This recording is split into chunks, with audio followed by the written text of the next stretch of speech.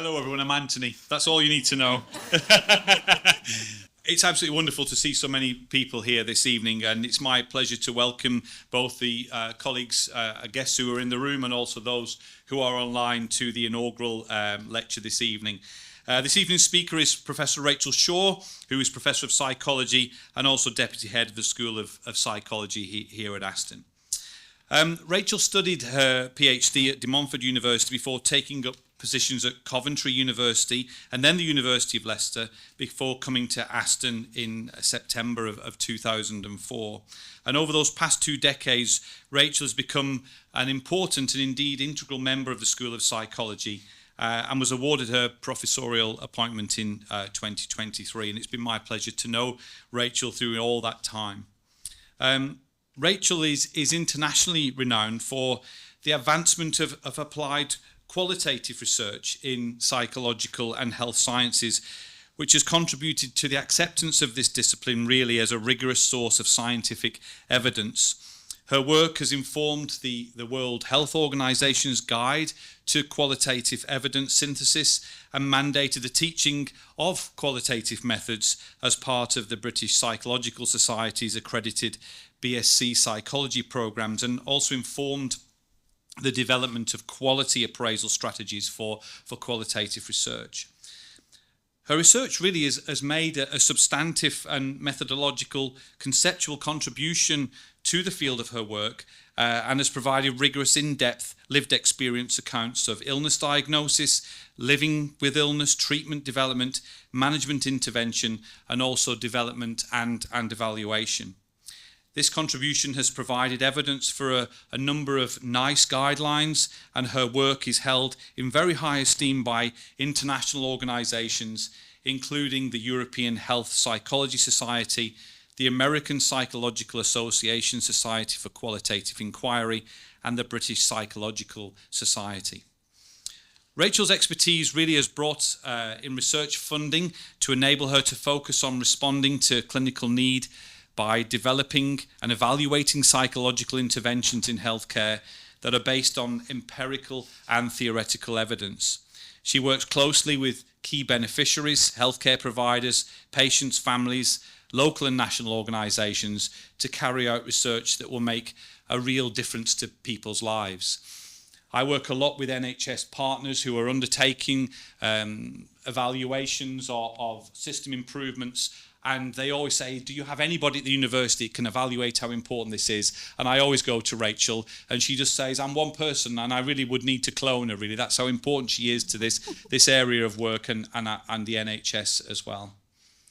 Away from the office, Rachel has a particular interest in the outdoors, getting out for a walk in the countryside as often as possible, and ideally combining this with lunch in a pub garden. She also enjoys travel, particularly visiting the art galleries of Europe and discovering new places. And I'm pleased to be able to welcome a number of Rachel's family this evening, including her mum, Sheila, her husband, Kev, brother, Mike, godparents, Pauline and Chris, second cousin, Chris, and as she describes them, her best of friends, Joe, Claire, and the Leamington crowd. You are all very welcome, and I hope that you enjoy your evening with us. So back to this evening, Rachel's current work focuses on improving workplace well-being, particularly in paediatric critical care. This lecture will pay credit to her colleagues and her PhD students who have contributed to her research journey, showcasing the powerful impact of qualitative research on society. So all that I'm left to do is to invite Professor Rachel Shaw to take the podium and to speak to us on the will of meaning, making sense of life challenges. Thank you very much, Rachel. Thank you very much.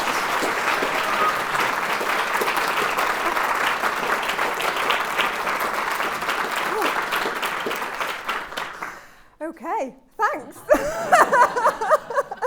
This, I have to say, is the weirdest thing that I've ever done in my life. So just bear with me for the next hour and hopefully everything will be all right.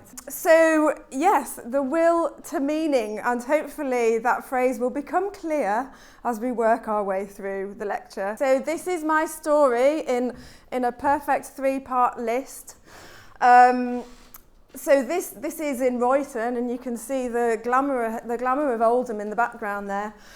These are the things that I'm going to be talking about. So how everything started, how I've contributed a little bit to changing the landscape, and making meaning in healthcare. And so obviously my brother was really delighted that I decided to put this picture in the presentation. He's changed just a teeny bit since then.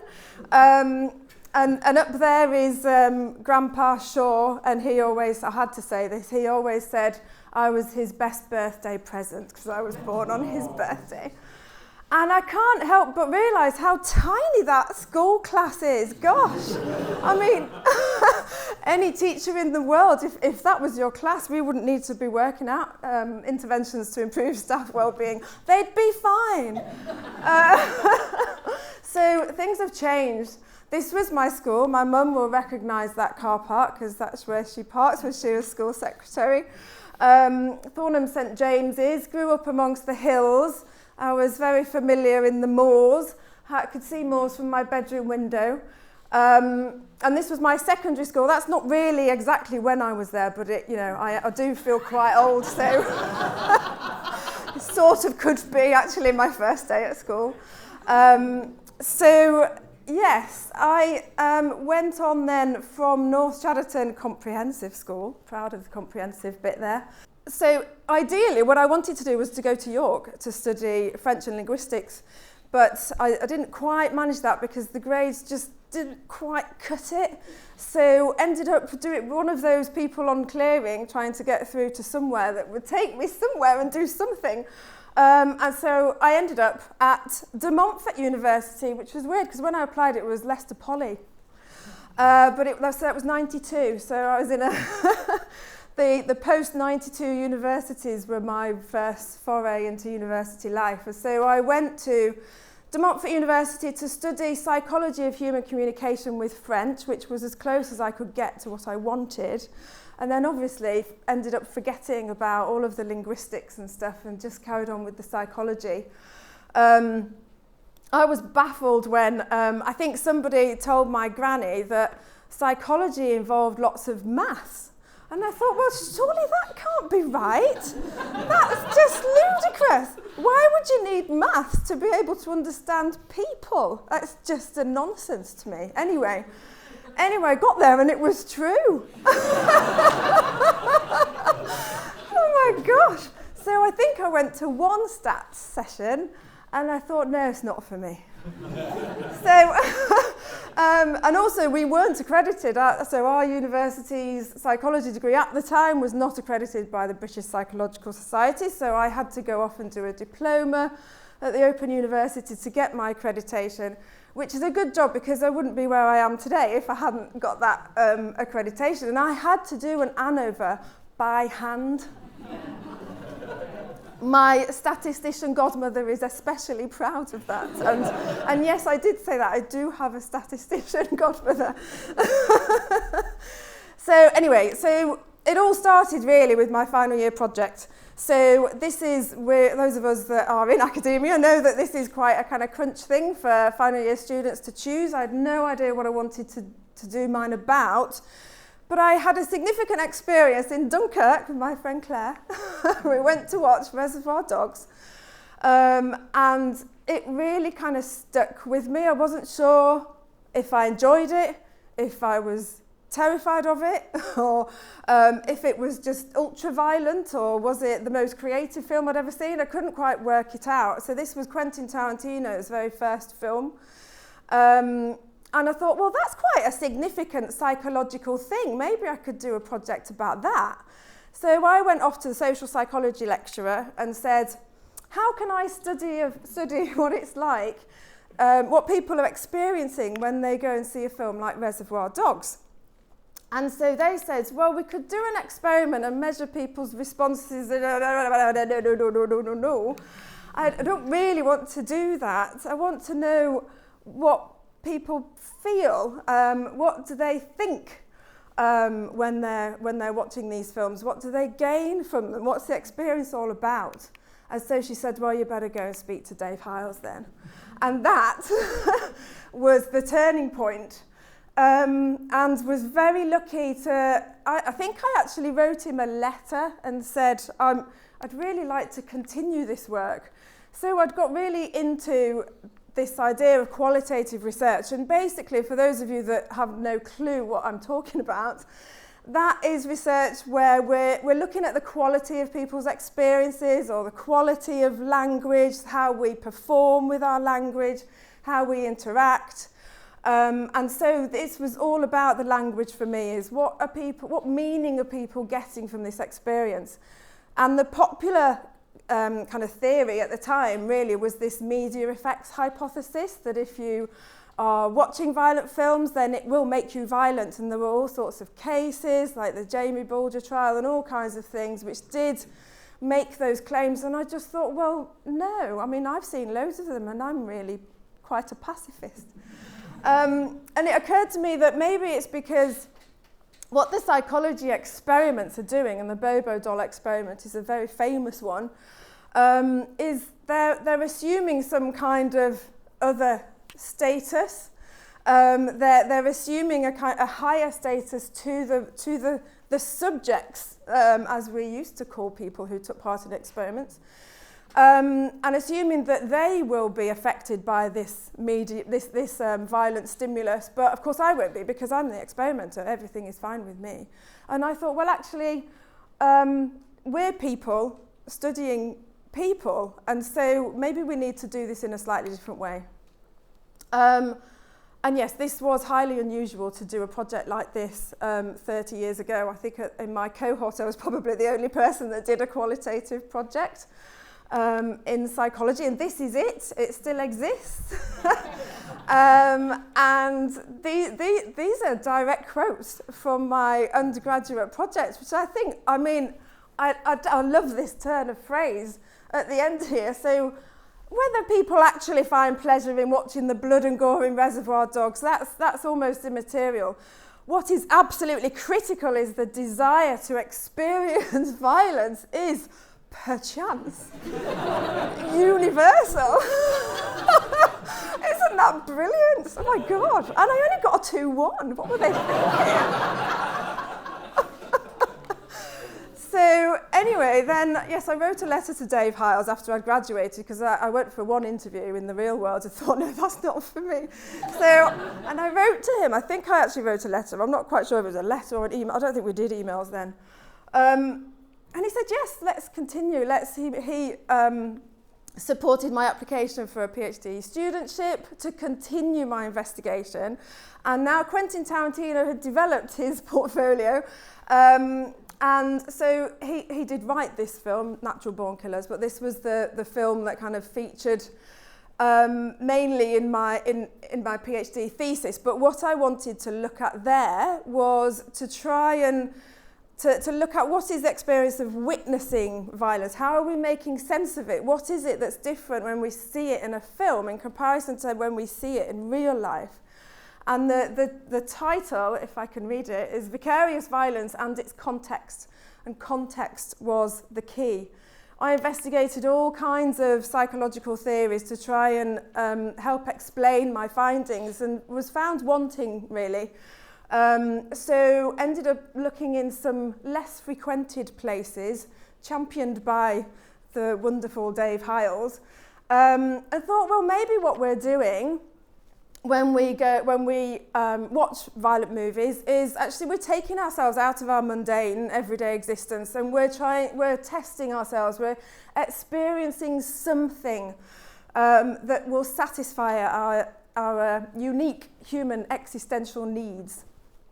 And Rollo May also put it brilliantly, and I think he was writing about actual proper theatre when he talked about the aesthetic gestalt and the ecstasy of violence when scenes come together and they crescendo and there's some sort of relief in that. But the key was the context and the meaning.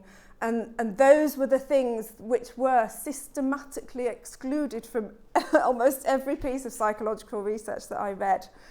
So I read all of these books and many, many more about the sociology of scientific knowledge so that I could make all of the arguments so that people in the future would no longer need to.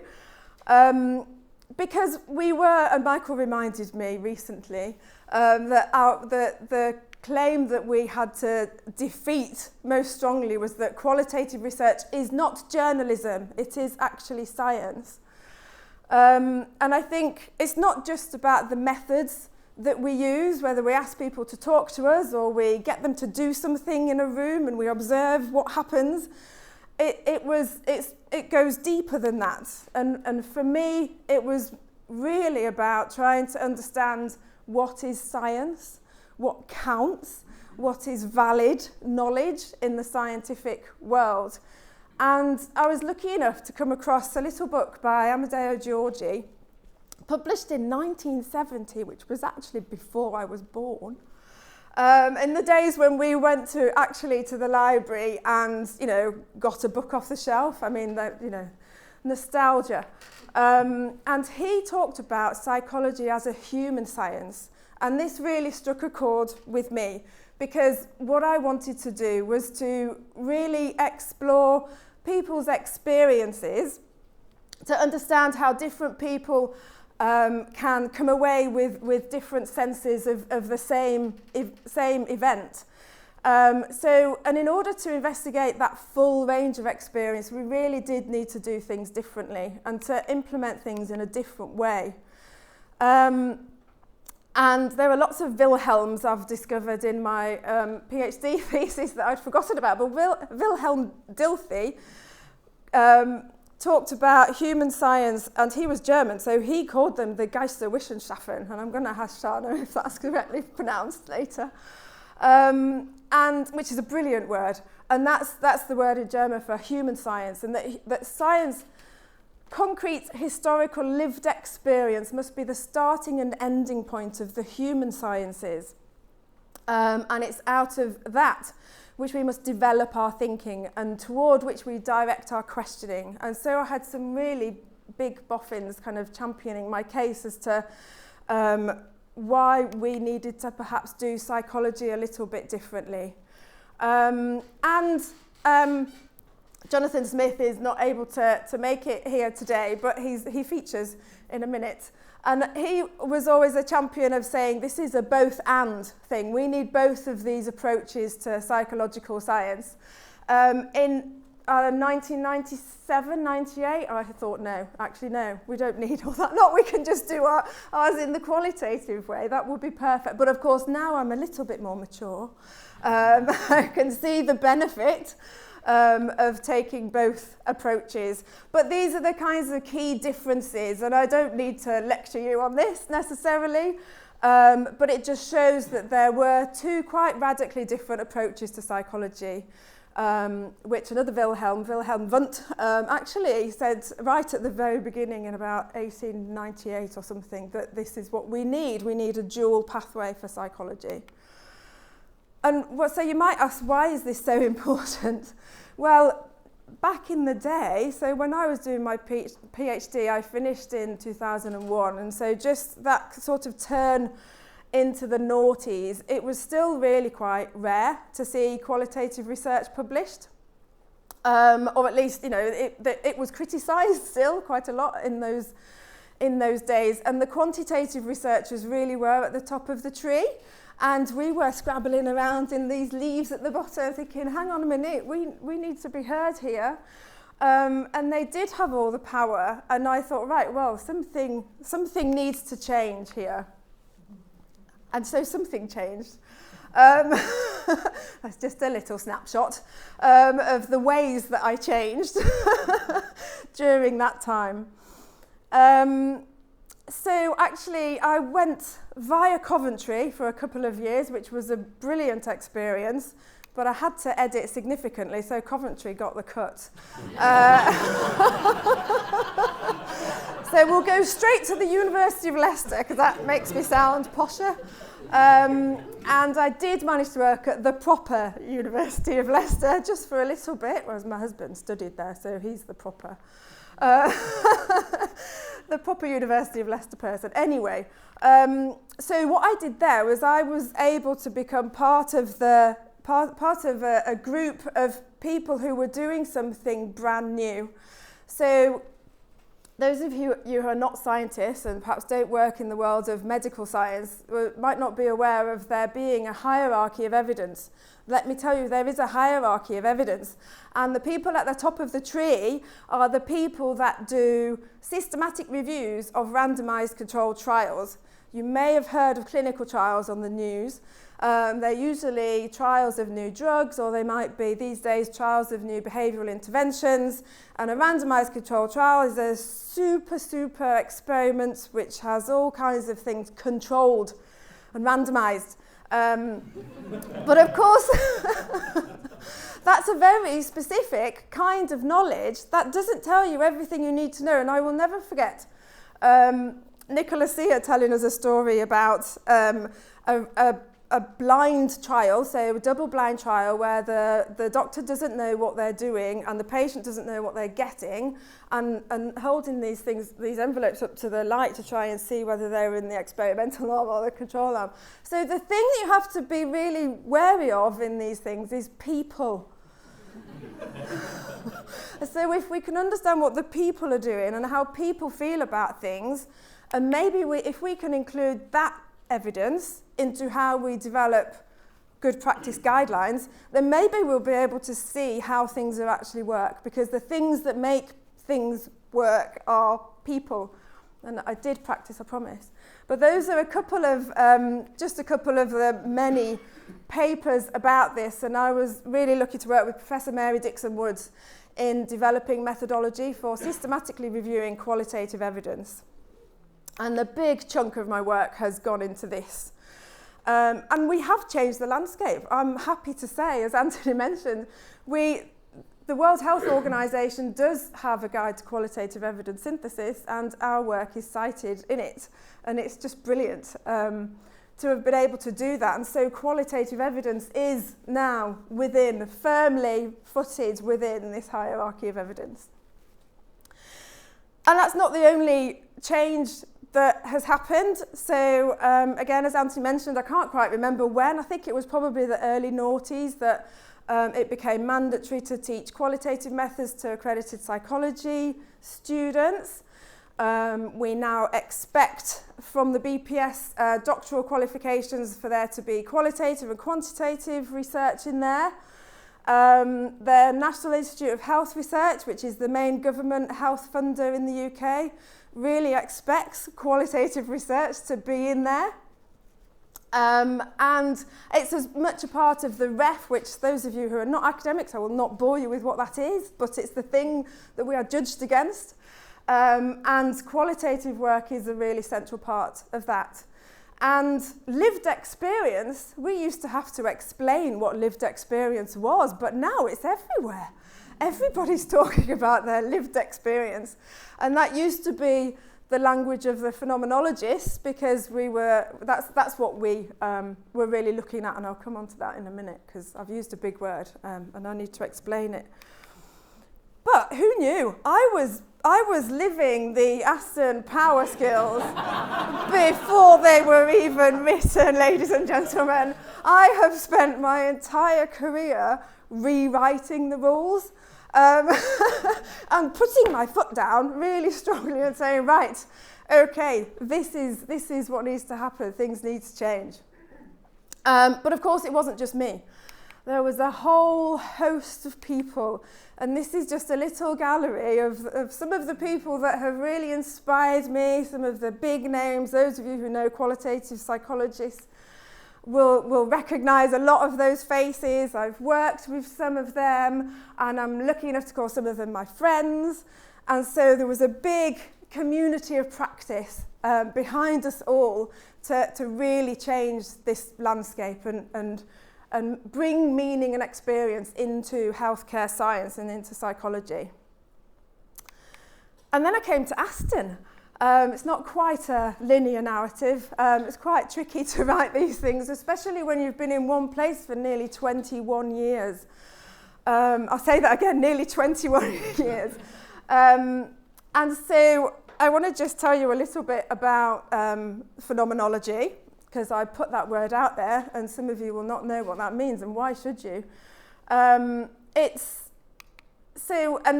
what phenomenology did for me was enabled me to join the best gang.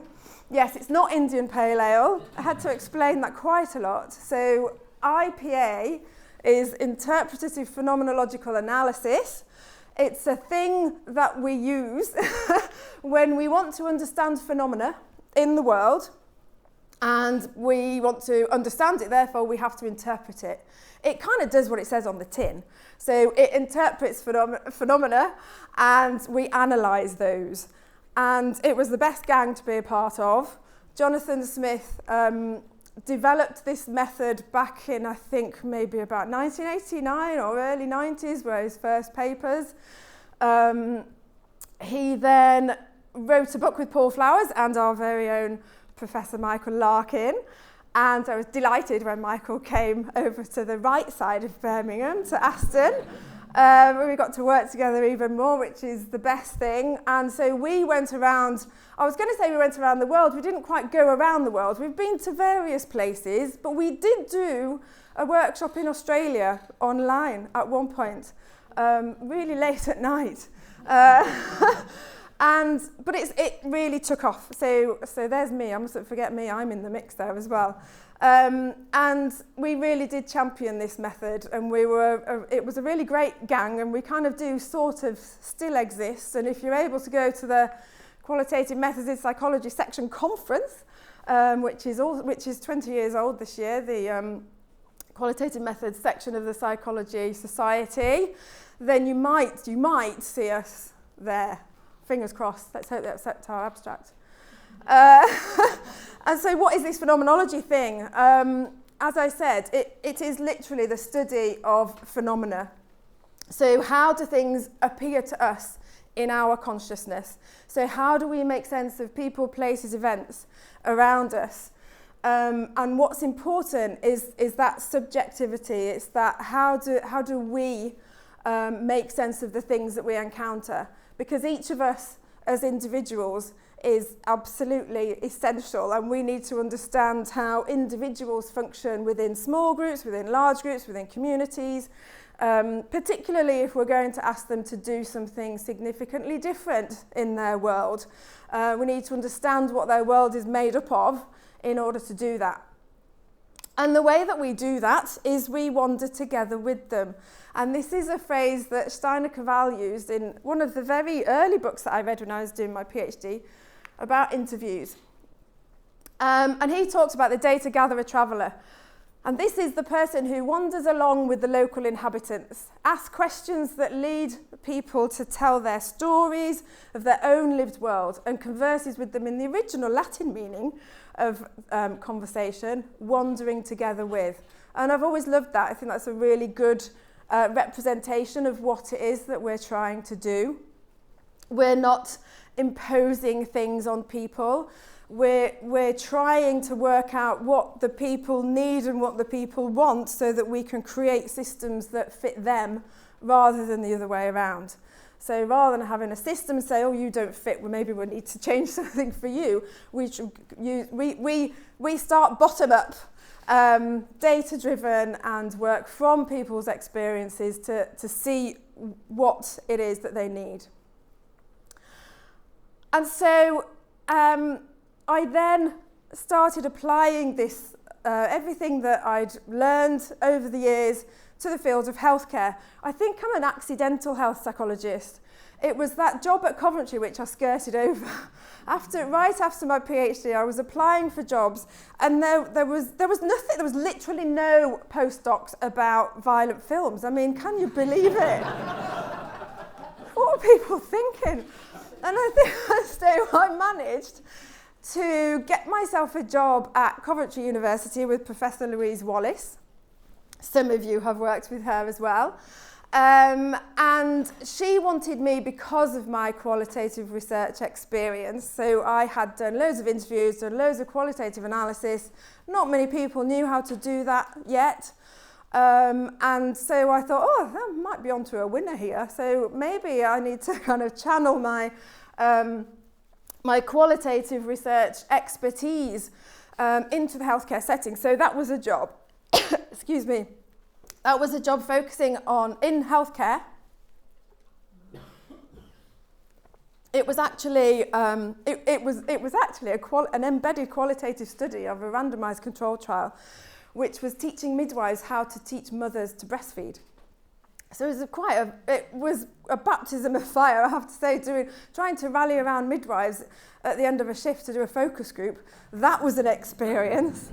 And I'm pretty sure that hearing the noises on the labour ward and the women trying to go to the loo after you know, their significant life event might have had something to do with me not having children. And it's kind of stayed with me. But seriously, so when I mean, I'd been at Aston for a little while. I'd been busy teaching all of the qualitative methods because there was nobody else here that could do that in those days. Thankfully, that's no longer the case. So our wonderful colleague, Professor Helen Patterson, who sadly is no longer with us, was a great mentor to me, and she made a brilliant introduction to me to Heather Duncan, who's here today. We wanted to look at a few challenges that were at the Children's Hospital, thinking mainly, so our first piece of work together, we talked about cobbling things together with a shoestring, and I think this is pretty much what we did. In this project, I was trying to remember, it was either £3,000 or £5,000. It was kind of pocket change, really, but it led to a lot. I always remember Heather saying that this is a lost leader. It's something that we will do. It's cheap. We know that you're worth more than that, but it will lead on to more things. And she was right. And so what we did then, and this report was written back in 2011, was we looked at, so the problem was that in paediatric intensive care, nurses come along, they need special training, they spend a fortune on that special training, and you never quite know how people are going to cope working in that high pressure, high stakes environment. And it's almost impossible to know. And so many of them leave, having, you know, the trust has spent lots of money on them, but many of them leave very early on. And so we wanted to look at what are some of those reasons for leaving, what are the stresses that staff are experiencing. And it resulted in a change in the way that support systems are structured within paediatric intensive care at the Children's Hospital in Birmingham. And it also enabled Heather to make a case for a psychologist being introduced to the intensive care unit to support staff, which was a huge thing, and they now have a psychologist, and it's just brilliant. And that was done on a shoestring. So, you know, little things can lead to big places. We then were lucky to supervise Adrienne Hudson together, Heather, Helen and I, and she created an intervention which is still going. She created what she called Prepare Support. She did a whole host of in-depth interviews with staff members at Birmingham Children's Hospital about their experiences of being involved in a critical event. So an acute life-threatening event, which is a cardiac or respiratory arrest or something where the buzzer has to sound and people need to come. And it's terrifying, obviously it's terrifying. The stakes are really high.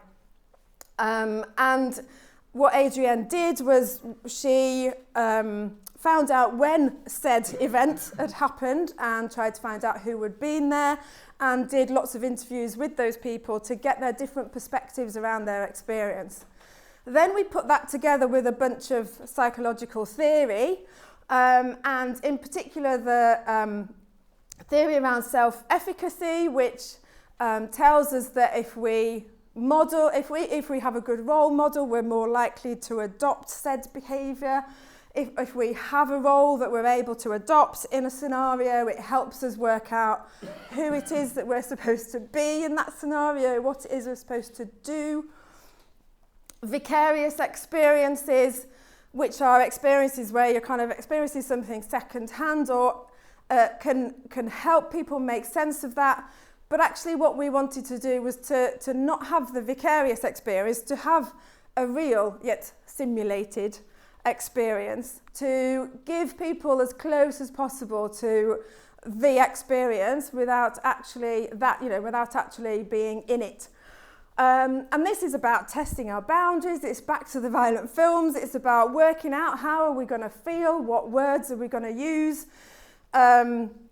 making sense of who we are and what we have to do, but also reading our felt sense, our bodily reactions to things. So one of the key things is that we all have a stress response. I can sort of feel it a little bit, I don't know why, a little bit shaky and fluttery.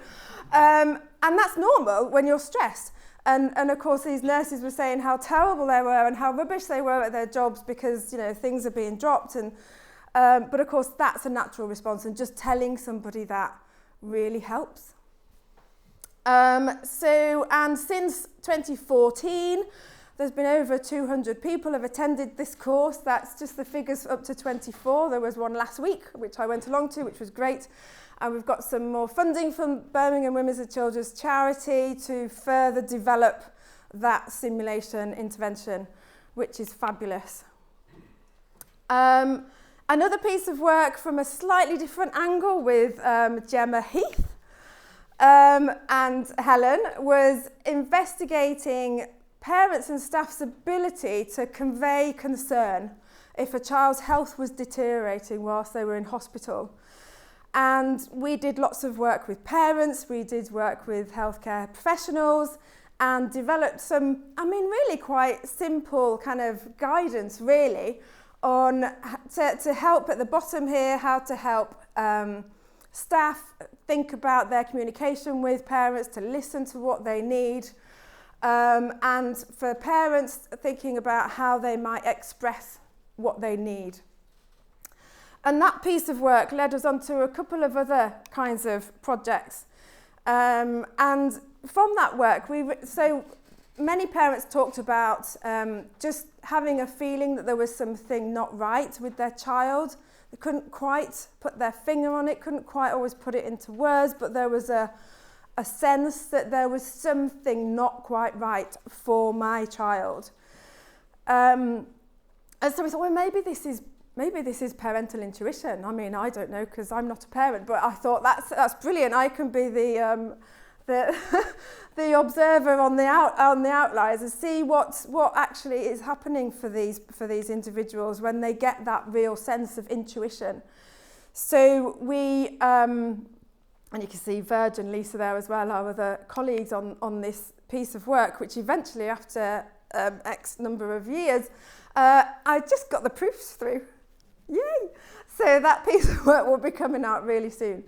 And so there's just a few examples here of what parents said, and what we did with our phenomenological analysis was, so we're looking at what people say, how they say it, how do these things fit together, and there was a real sense of corporeality in this parental intuition. And this quote from Frances is just kind of amazing. So I can describe it perfectly. Tingling on the top of my head, then feels like hot liquid literally going down the back of my head, down my left hand side. Things start to tingle, severe pins and needles, my voice goes deeper like it's muted, my hearing changes, the high-pitched ringing in my ears. I get a lot of physical warnings. And these are really quite powerful, visceral responses. And another nice extract here is, again, from Frances, which was really kind of brings it home, I think, as to, why this parental intuition could be really important. So she says, all those baths, all those massages, all the times you've cared for them, your brain's sort of memorising all those little things. So you don't actually think, I'm going to learn where all the freckles are on his body. It's just etched there and still somebody says to you. And how could you not value that kind of knowledge, that level of expertise? It's huge. Yet the women who took part in this project, they had to, try and overcome this frequent flyer thing that you hear about women, or it just tends to be women, complaining and being perceived as hysterical. They're not making any sense. They're just, and this was real. This was really real for the women who talked about their experiences. I had to use all the right jargon so they didn't think I was incompetent as a mother. I started to go a little bit round the twist, and I'm sabotaging the relationships that I'd built up with the nurses. All these kinds of struggles that are going on inside them, which make it even more difficult to convey that actually I think there might be something seriously wrong with my child. And so what we came out to the other side with was this structural definition of the phenomenon of parental intuition, of intuitive knowing. So parental intuition we describe as pre-linguistic and pre-reflexive, so it's before we can find the words, it's before we've properly thought about it. It's corporeal, it's affective, it's in our emotions. It's built on a lifetime's exposure to your child. It's instinctive, it's natural, it cannot be ignored. Parental intuition feels like a stress response. It's panicky, it's a blinding flash. These are all words that the women used. Parents are uncertain about what qualifies as parental intuition. They don't want to be perceived as stupid or daft. But actually, what we kind of came round to in the end was that parental intuition is a bit like doing science. They're gathering evidence, they're developing hypotheses and testing them out. And so it led us to come to the conclusion that parental intuition is akin to phronesis and draws on a different kind of knowing. And that's a practical wisdom. Phronesis, this wisdom that is developed over time through our experience. And at the same time as we were working on this, so Martha was a child who died, and her mother has worked incessantly to develop what has become Martha's rule. And actually it was trialled last year, so I don't know what the results of this are. I need to dig a little bit deeper and see what happened. But basically, the healthcare professionals are being asked to do 3 things to check in with parents, basically. Parents are able to request a second opinion without judgment. And there's always some kind of escalation route available. Now, I can't claim any I haven't done any of that. I've just been working in parallel to this. But Jazz, who is here, is working in this area to really think about how could we then bring that parental expertise into the interdisciplinary care pathway team. And so we shall wait for Jazz's thesis to come out and see what happens with that. And then the pandemic happened. We thought, okay, what we're supposed to do now then? And it was really significant for probably all of us in very different ways. I think it made us question lots of parts of our lives. It made us think about how we might do things differently, a real existential challenge. So this is where we get to the will to meaning. And again, something which Dave Hiles introduced me to, and it's probably the best book I've ever read in my entire life. And I've read a lot, I might have noticed, it might have mentioned. Yeah. There are still many unread books on my bookshelf, but this one I did read, cover to cover. Viktor Frankl was somebody who survived the concentration camps in the Second World War, and he developed his own kind of therapy called logotherapy, and really focused on meaning. And he argued that meaning can be found in any situation, and I think if I'm going to believe anybody who claims that, I'm going to believe him. That we do have a freedom of will, we do have a freedom to choose, I think, albeit within the constraints of where we end up being thrown into the world. We have to manage those things, but that there is a choice in there is a freedom. And Frankel argued very strongly that our whole humanity really is guided by trying to find meaning. And this really kind of struck a chord at that time. And again, I was really lucky to be introduced to a team of brilliant clinicians over at the Children's Hospital in Birmingham. I think Heather made the introduction this time to Rachel Morrison, who is an advanced nurse practitioner in PICU, as is Sarah Webb. And Isabel Butcher was the postdoc researcher on this project. And again, not a massively expensive project, but feels like quite a significant project. We actually had this funded before the pandemic. The challenge we were looking at was staff wellbeing. Rachel had already done some work around the high levels of post-traumatic stress, work-related stress, anxiety and depression amongst paediatric intensive care staff. And the levels are higher among intensive care staff and paediatric intensive care staff than they are in other areas of the healthcare world. There were many studies measuring the prevalence of these things. Pretty much zero offering a solution. So what do we do about this then? So I come along and go, right, okay, let's work out what actually is happening. So we wanted to improve staff wellbeing. Well, what is that? That's really hard to put your finger on. And if you just think your homework for tonight is to think, what does wellbeing mean to you? And so we asked our clinicians that question, what does wellbeing mean to you? But because that's quite hard to answer, we gave them a bunch of pictures and said, pick a picture that represents wellbeing to you. And there were 3 key themes. There was a real sense of belonging. There was a lot of talk about nature, and also being able to find support from places outside of their working life. And those really did strike a chord, and they became even more, that sense of belonging in particular became even more powerful when we dug deeper and asked those clinicians what really challenged their well-being.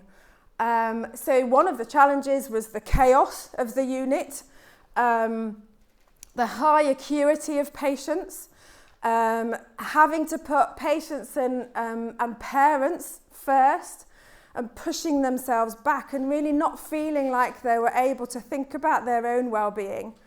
But this was in a place of psychological safety. So there was a real sense of belonging and a real sense of support from the staff. So this nurse said paediatric intensive care is a place that gives you real psychological safety because you feel and you say what you think and you won't be judged. And that's so, so important.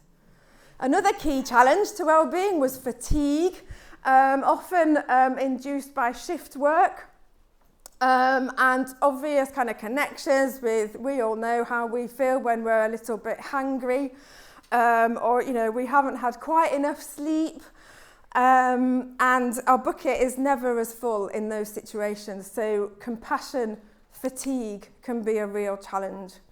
I think the other key challenge, particularly of recent years, is the changing nature of patient cases that staff are seeing in paediatric intensive care. There's a chronicity now to patients going onto the unit. There's also a kind of change in societal expectations and a real kind of change. There's a kind of litigious thing just hanging in the air, which makes it even more difficult.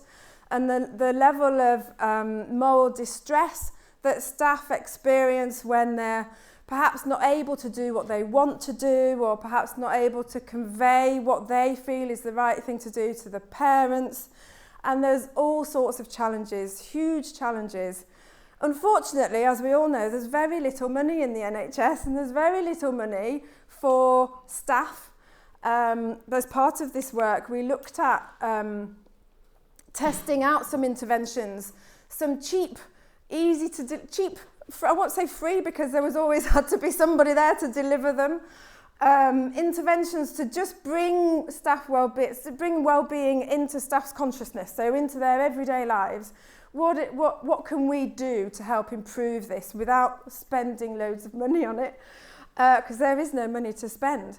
They were really quite simple, but just reflective, structured discussions to enable staff to think about what would help them in their workplace. And we did find that psychological well-being and depression scores were significantly improved after these interventions.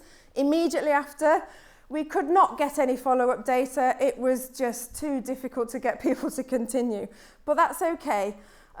We've now published that feasibility study. It's just come out now. And we have some funding to develop an impact project to take that further and to measure how many people receive those interventions and how things might change over time.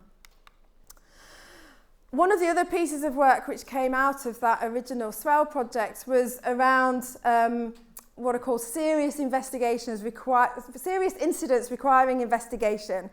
And these could be anything from a medication error to potentially some kind of communication or kind of uncivil behaviour kind of thing that happens within the unit.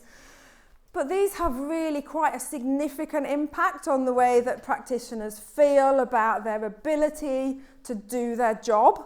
There was very little communication, people said, around what the process of those investigations are, and that it really just, that there's a kind of trauma that can be relived, going through the process of reporting and trying to come up with a solution to said incident. And so what I worked with Henna, the psychologist at the time, and Rachel Morrison on was developing what we called a feelings first care pathway for investigations. So, which has gone, I think somebody mentioned, to the trust board. It's a very difficult kind of change in practice to implement, but who knows, I'll be banging on the doors and hoping that will happen to give staff a better experience when something, really challenging has happened to them. And it's not that this has happened to them necessarily. This over a career of, several decades, it's going to happen to everybody at some point, and it's a real challenge that needs to be dealt with in the most psychologically safe way. So, where does that lead us then? I feel like I'm a long way from Oldham, which is good. No, well, yes. Less said about that, better. I'm absolutely honoured to have played a tiny part in the bringing psychological qualitative research to the world, and there are many people here who are continuing with that. I really wanted to include some little tasters of what some of my absolutely fabulous PhD students have done with their work, but there really was not time to do that, so instead you get to see all of their photos. Some of you are here, some of you may be online, but they've all been absolutely fabulous, every single last one of them, and they're one of my main sources of joy and well-being in my workplace. This is just a little taster of things that are to come. As Anthony mentioned, there's quite a few NHS trusts on there, so we've got lots of fingers in lots of pies, developing lots of work, doing more with Aston Villa Foundation as well, and just really all that is left for me to say is a massive thanks to everybody who has supported me, and I'm going to stop talking at that point and just let you see who those people are. Thank you very much.